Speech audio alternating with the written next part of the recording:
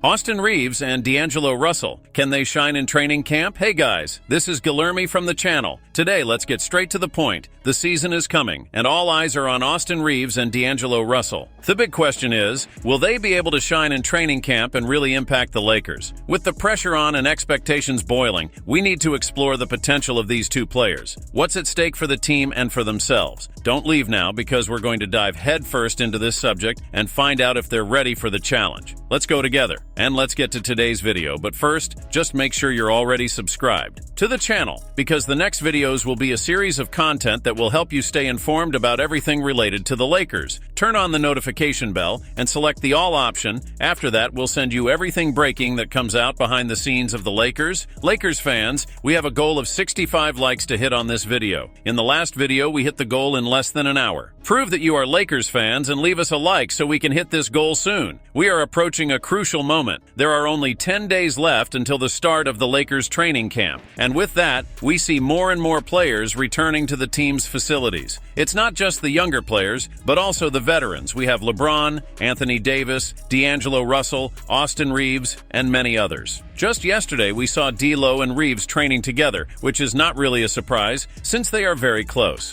However, their presence has generated a certain division among fans, especially regarding D'Angelo Russell. Some are frustrated with his performance last season and question whether he should really stay on the team. But with the new season about to start, this is the time for them to show what they are capable of and regain the trust of the fans. What will it take for D'Lo and Reaves to impress fans and establish themselves as essential players on the team? What are the expectations for them this season? And of course, how can the team, and even someone like JJ Redick, should he end up playing a role with the team, help bring out the best in these players? There's also the question of their future with the Lakers. While some have speculated that their time with the team may not last long, training camp will be a great opportunity for them to prove otherwise. Let's get right to it and discuss what could happen with D'Lo and Reaves in this new phase of the Lakers. Yes, training camp is approaching, and with it comes the expectation of seeing all players back in action soon. Although the official start isn't until late September, we can already feel it getting closer. For D'Angelo Russell and Austin Reaves, this season will be crucial, not necessarily because of the competition for their starting lineup spots, but because of the need to prove themselves, both in terms of numbers and impact on the team. D'Angelo Russell, in particular, enters his 28th season with a mix of expectations and controversy. He had a great regular season last year, one of the best of his career, averaging 18 points, 6.3 assists, and just 1 turnovers per game while shooting a solid 45.6% from the field. However, the playoffs were a different story. His underwhelming performance ended up overshadowing his regular season success, and the fans have not forgotten. That pressure he carries in a way is what makes this training camp such an important moment for him.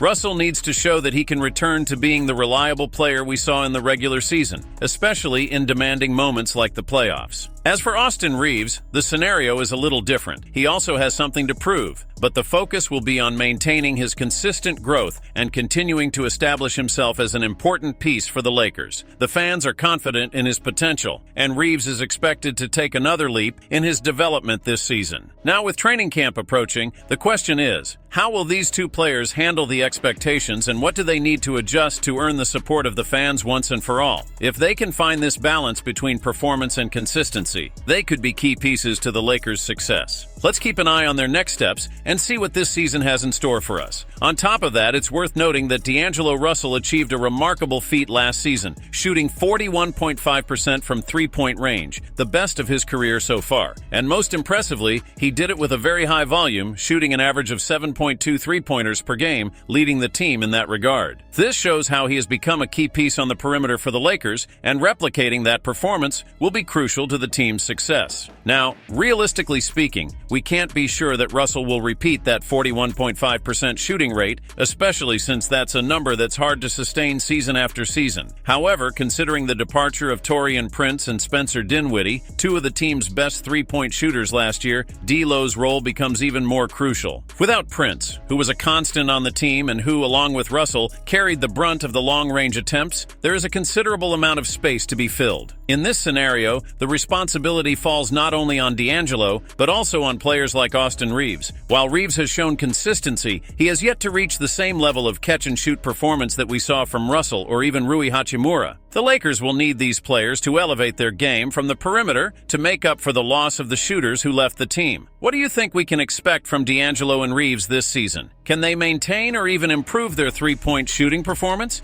D'Angelo Russell will once again be taking on a crucial hybrid role this season.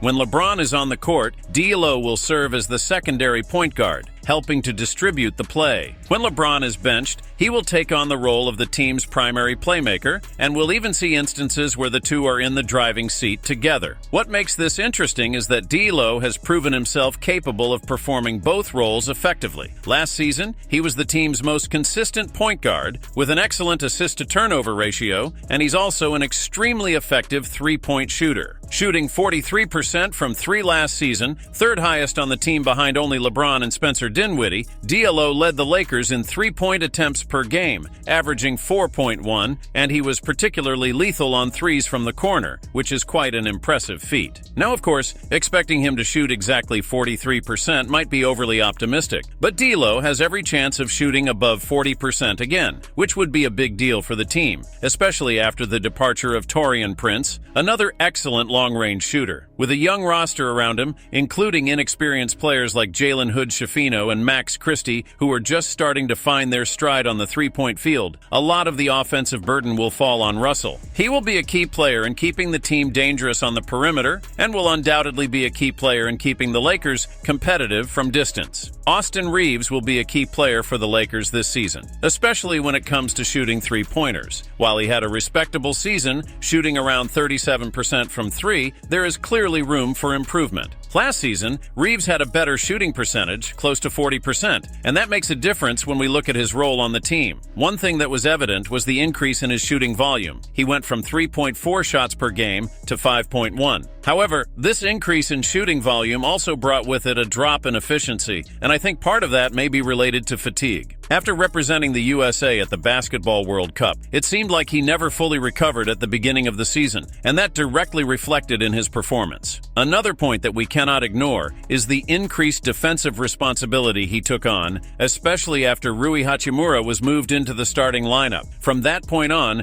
Reaves started to face more challenging opponents, which took a lot of physical demands. This extra demand on defense, game after game, seemed to drain some of the energy he needed to be more efficient on offense. It also affected his ability to create his own shots, and even when he was playing off the ball, waiting to receive the pass and convert the three-pointers. Without the same strength in his legs, he was unable to maintain the level of accuracy we have seen in previous seasons. But I believe that with adequate rest and a fine-tuning of his role this season, Reaves can return to being the lethal shooter we've seen before. The Lakers will need that in spades, especially with a young roster around them. What do you think? Can Reaves find his three-point shooting rhythm and help the team be even more competitive? At times last season, we saw something a little different from Austin Reaves. He seemed hesitant to shoot three-pointers, which is unusual for someone who has always been confident in that regard. It's not that he's completely lost his confidence, but when you hit a shooting slump and can't find your rhythm, it inevitably affects any player, even someone like Reaves. While he's fluctuated between below-average and above-average three-point shooting games, he finished the season shooting around 37%. Now, I believe that number could improve. Last season, Reaves shot an impressive 53% overall, with nearly 40% from three and a whopping 68.7% from two, which was the number one point guard in the league. If he can return to that level, it would be an ideal scenario for the Lakers, but in order for that to happen, he would need to spare some energy on defense. And here's the thing. With the current starting lineup, that seems unlikely. Jared Vanderbilt's injury and the fact that Max Christie is still proving himself as a reliable option mean that Reaves will continue to take on a significant defensive role, which could compromise his offensive performance. Honestly, it will be challenging for him to not only improve his three-point shooting from the field from last season, but also increase his scoring average and overall shooting efficiency. It's a tough balance to strike, especially when you're carrying so much defensive weight. And while there's little doubt that Reaves and D'Angelo Russell will start, the real debate is who will close out games. when both are playing well, it makes sense to see them on the court in big moments. But in about 50% of games, I wouldn't be surprised if one of them ends up on the bench late, depending on their shooting that night. Gabe Vincent emerges as a viable option to replace one of them late in games, and even Max Christie, especially if he proves to be more solid defensively and reliable on corner threes. When it comes to defense, I'm not sure how much improvement we can expect from Russell or Reaves. Reaves has flashes of defensive brilliance, ranking as an elite defender in isolation situations, but other metrics show he still has some limitations. The truth is that even if his defensive role erodes his offensive performance, Reaves could continue to be a vital piece for the Lakers, especially as the team adjusts its rotations. It's a tough situation for D'Angelo Russell and Austin Reaves, isn't it? While I wish they didn't have to shoulder that burden so soon, the team's current circumstances make it inevitable. However, using one of them as a constant option to close out games may not be the best strategy. I think that more often than not, at least one of them could end up on the bench during the final minutes of the quarter,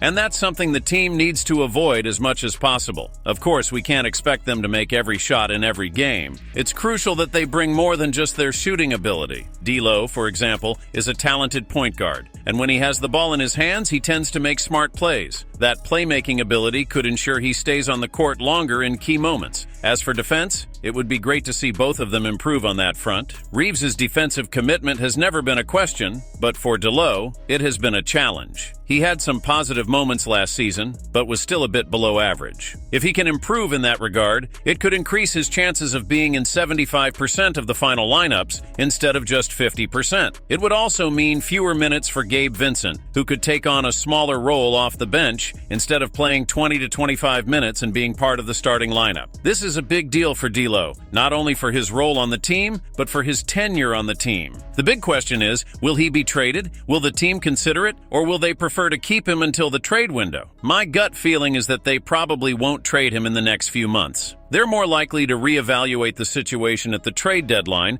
depending on what he shows in the regular season and what value he brings relative to his salary. And of course, playoff performance will be a key factor when that time comes. D'Angelo Russell is undoubtedly a key player for the team during the regular season. If he can make another leap forward, either defensively or in another aspect of his game, it could ensure he stays for a while longer. It's an interesting dynamic because while some fans have their doubts about him, there's virtually no debate about Austin Reaves. The team has made it clear that it has no intention of trading him unless an extraordinary opportunity presents itself. And frankly, I don't see many stars available on the market, so I expect Reaves to stick around for the entire season and probably for a while after. Reaves has shown steady improvement over his 3 NBA seasons, and that's a good sign.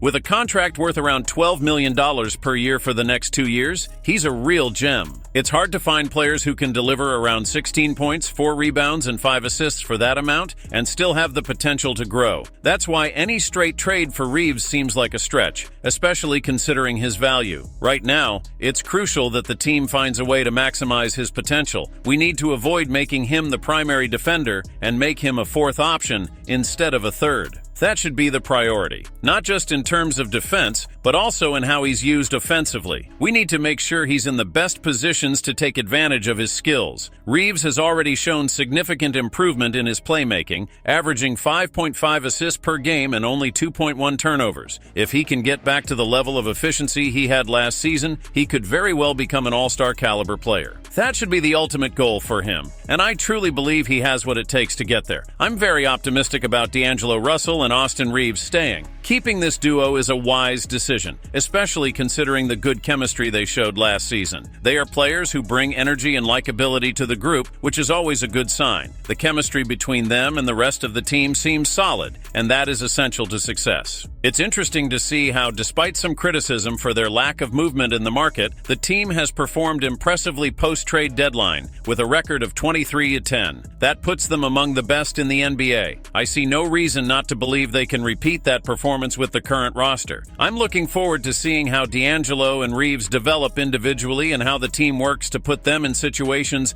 that maximize their abilities. There's a lot of potential, and I believe both can contribute significantly to the team this season. Now I'd like to hear your opinion. What are your expectations for D'Angelo Russell and Austin Reaves this season and in training camp? I'm curious to hear what you think. Leave your ideas in the comments. Thanks for watching so far. Don't forget to subscribe to the channel to continue receiving the next content. Access our playlist now that will appear on the screen or in the pinned comment with all the latest news and breaking news about the Lakers, and stay up to date with the behind the scenes, highlights, last-minute controversies, transfers, everything about the Los Angeles Lakers team. Until the next video.